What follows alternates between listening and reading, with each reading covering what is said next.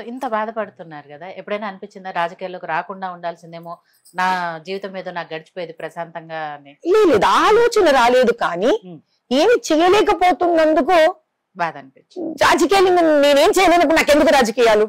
రాజకీయాల్లోకి వచ్చాను కాబట్టి కదా తల్లి నాకు ఇవి తెలిసాయి, వచ్చాయి కాబట్టే తెలిసాయి. నాకు తెలియాలమ్మా. నాకు అంటే నాలాంటి ప్రతి పౌరుడికి వాళ్ళు ఆ బస్తీలో బడుగు వర్గాలు పడుతున్న బాధ మాకు తెలియాలమ్మా. మా తిండి పోవాలి మా నుంచి, మా ప్రశాంతత పోవాలి మా నుంచి.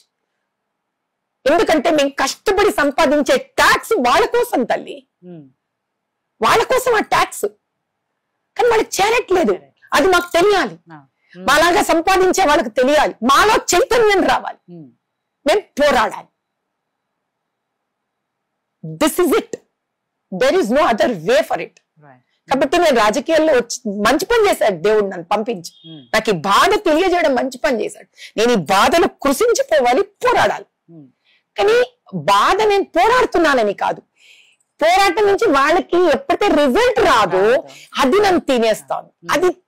అది విపరీతంగా తిన్నప్పుడు ఏమవుతుందంటే వదిలేసి వెళ్ళిపోదామా, ఏం చేయలేనప్పుడు ఇంకా నా అవసరం ఏముంది ప్రజలకి, నేను ఏం చేయలేనప్పుడు ఎందుకు ఇంకా నాకు ఈ రాజకీయాలు, నేను ఏం చేయలేనప్పుడు ఎందుకు ఈ జీవితం, ఆ వైరాగ్యం వచ్చేస్తుంది.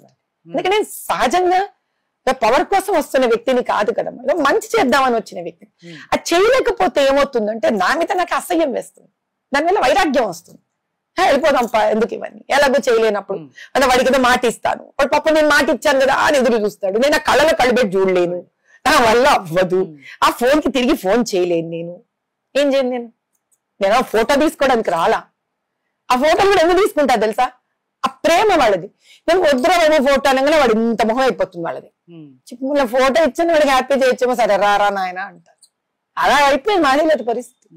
ఏమన్నా మాధవీలత నాకే తెలియట్లేదు, ఏమైనా చేయగలవా మాధవీలత, ఊరికి డాంబికమా, ఏం చేయలేదా నాకే తెలీదు. I have in search of